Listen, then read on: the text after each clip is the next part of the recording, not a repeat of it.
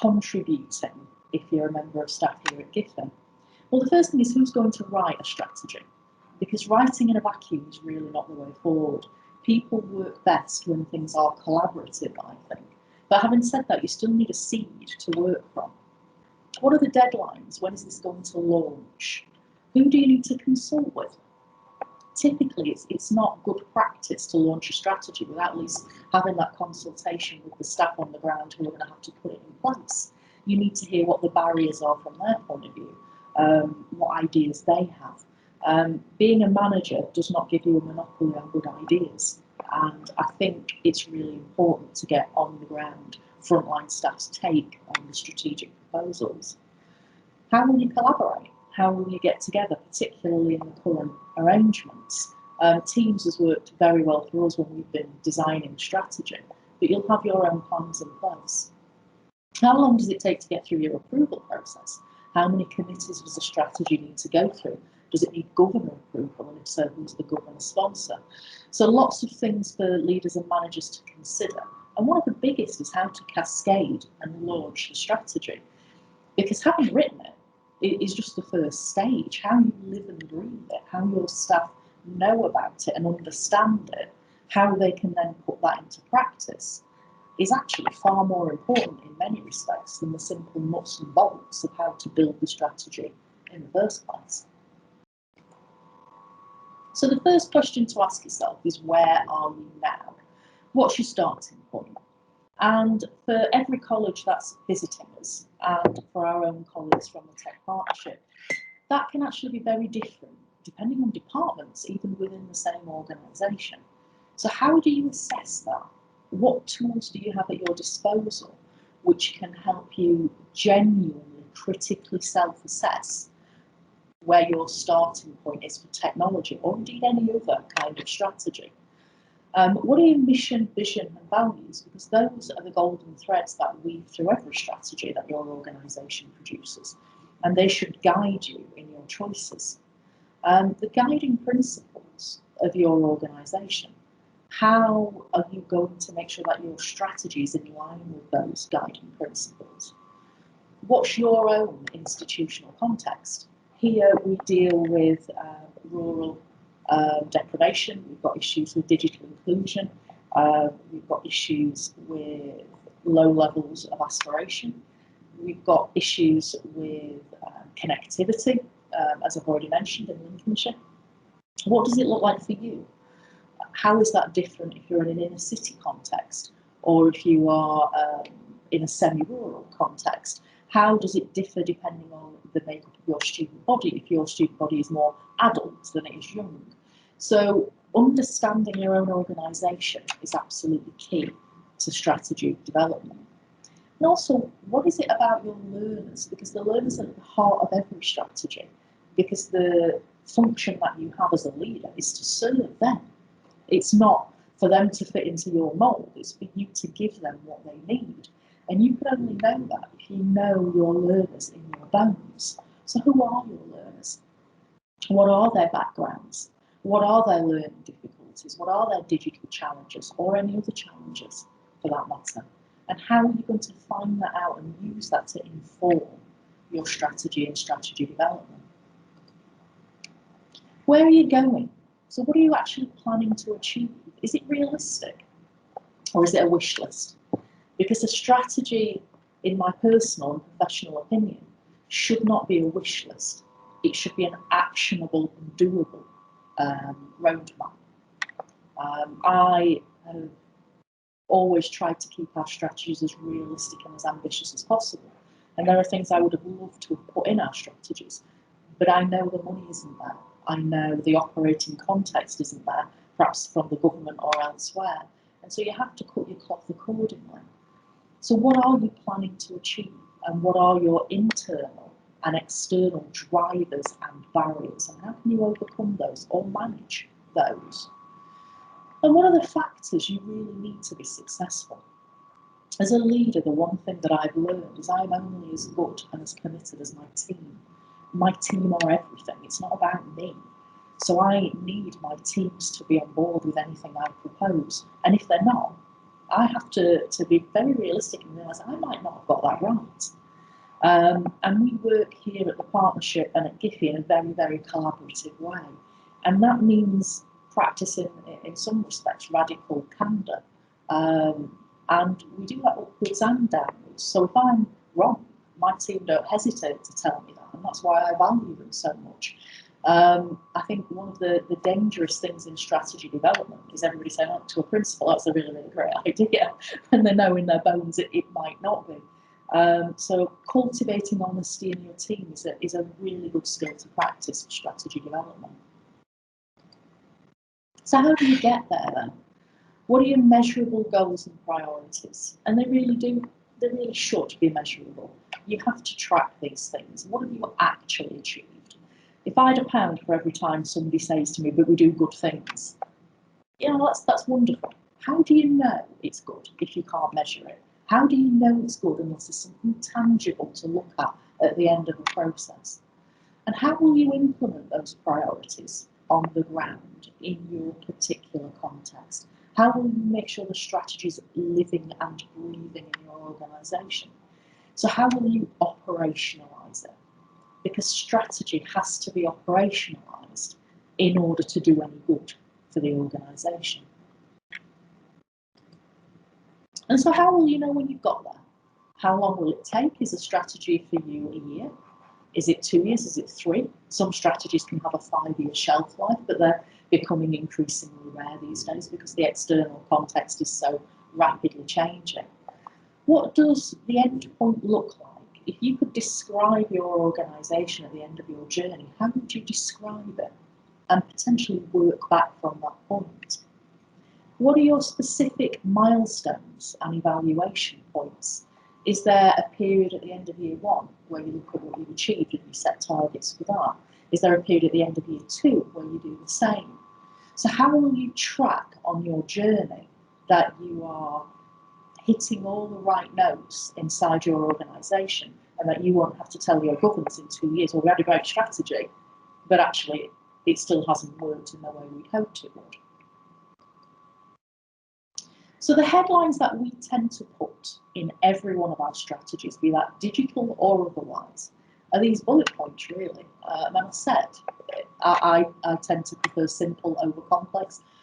Despite not being an engineer, I think I have a bit of an engineering mindset. I tend to be quite logical. So for me, give me an introduction, set the scene. Why is the strategy needed? What's your institutional context? What's the particular things that matter to you? What are your aims and objectives? What do you want to achieve in very general terms? What are your core priorities? Typically 4 to 8, but it can vary depending on institution. We certainly find 4 to 8 manageable and achievable in the time frame that we set. Anything more than that, and it can really run away with you. Implementation, how will you operationalise the priorities and make sure they are fully embedded in the life of your college? Targets, what will you have achieved at the end of each year of the strategy? A full evaluation, what will you see at the end of the full strategy time period? Responsibilities are a really big one. Who's responsible for what? And what are the links to other relevant policies? So our digital strategy links hand in hand with our ICT strategy, our teaching and learning strategy, our OTL strategy. They are completely interwoven so that they don't cause any internal contradictions that might cause confusion for our staff. But the truth of the matter is when you're looking at digital culture and digital strategy, it is absolutely horses for courses. There's lots of different routes from lots of different starting points. We chose to go down the Microsoft route, and the reason we chose to do that was because Microsoft technology is almost ubiquitous in industry. And so we chose the best match for our students who will be going into industry. But there are Google specialists, there are Apple specialist colleges, and it's about what's right for you and your institution. And so picking up a strategy off the shelf or attending a quick instructional session like this, it can be really useful as a starting point. But everything you do has to be highly personalised to you and to your context. And that's kind of really my heads up on strategy and leadership in a digital context. We do have around 10 minutes left, so if you do have any questions, just pop your hand up. I'm more than happy to take any questions from you. And if not, if you've had enough of me for today, then I hope you enjoy your next session. But I will certainly be here for the next 10 minutes. So please do feel free to pop your hands up. Robin, question from you. Thank you, Debs, and thank you for your presentation. My question focuses less on the approach to strategy development, which I found really helpful, but more around something you said at the beginning of your presentation, which was on the future of automation, particularly in your region. How do you reconcile the future of automation and the demands that places upon the region, and the high levels of digital poverty, digital exclusion, and as we know across the region, not just in your region, but across the UK, high levels of actually low digital skills and digital basic skills? What can you do as a leader of your organisation, and what can government do to support you with that? Well, the government one's fairly easy if it's got deep pockets. That's a fairly flippant response, but money and investment is always a good shout from central government. But what we do here at GIFI is, as part of our curriculum planning process, we evaluate every single programme for its risk of automation so that the team are aware.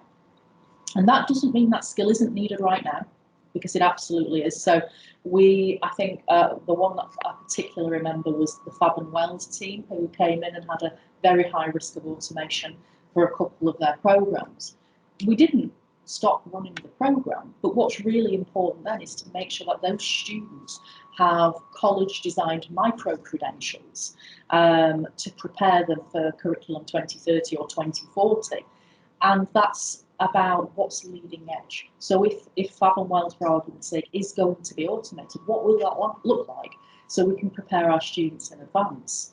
The issue of digital poverty is a hugely problematic one for us. We gave out over 400 devices and dongles during lockdown, and we raided everybody's budget for that. Sorry guys if you're watching this, because I certainly went after people's budgets who were in this room.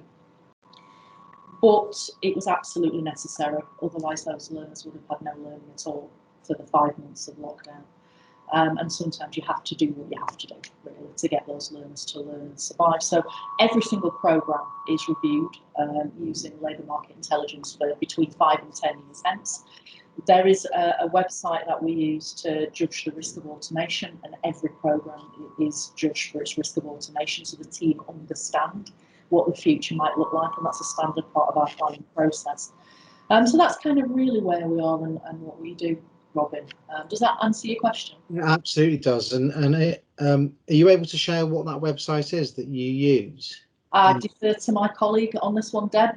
What is it we were using? Because you were giving me the information in live terms when we were in meetings. It's the BBC website for job automation. I'll try and find it in a minute, but I also look at other websites to fuel that information, look at what JISC are offering and what, I try and do it all in a meeting on the fly. So but it gives you an idea, if you can see something's 70, 80, 90% at risk of automation, then you do need to think a little bit differently and outside the box in order for that learning to continue in an appropriate way. So I think it's the BBC, but it's in collaboration with Cambridge. I think they did the research. Try and find it. Can I just say that's absolutely excellent, and I think if it's okay with you, in terms of curriculum planning, that's exactly what other colleges should be thinking about if they're not already, about the risk of automation.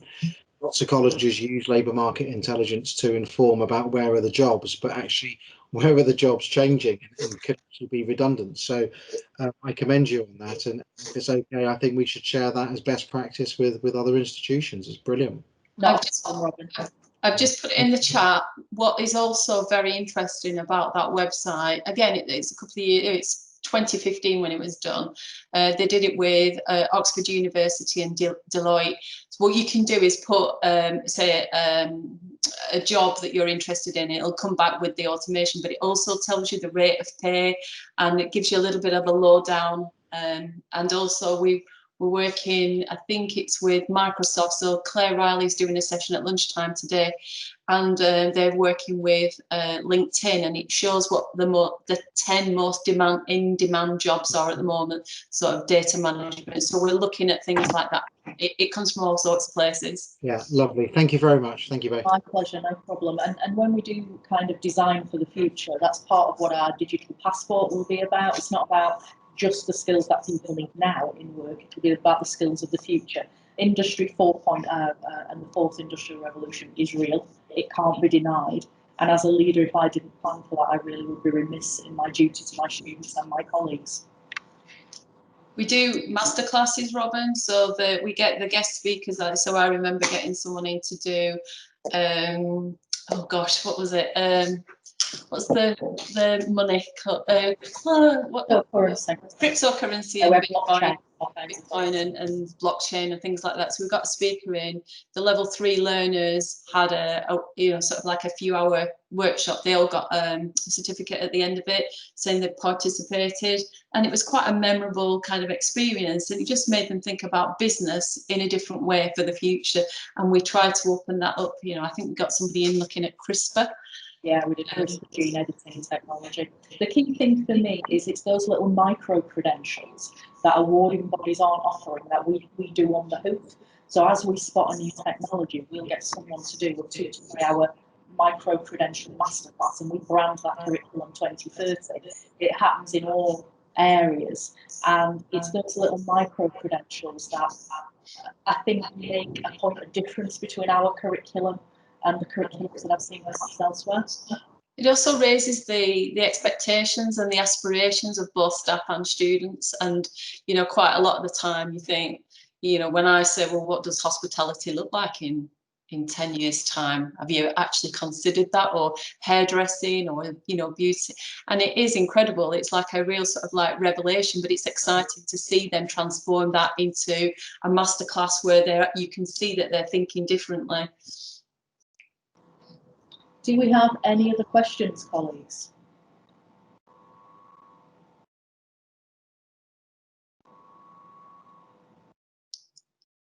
In that case, thank you so much for joining us. I will lurk, as I said, for about 5 or 10 minutes. So if you're a little bit shy and you want to talk to myself privately or ask a question privately, I will be right here. But I really do hope you enjoy the rest of your day. And thank you so much for giving me your time and attention this morning. See you later.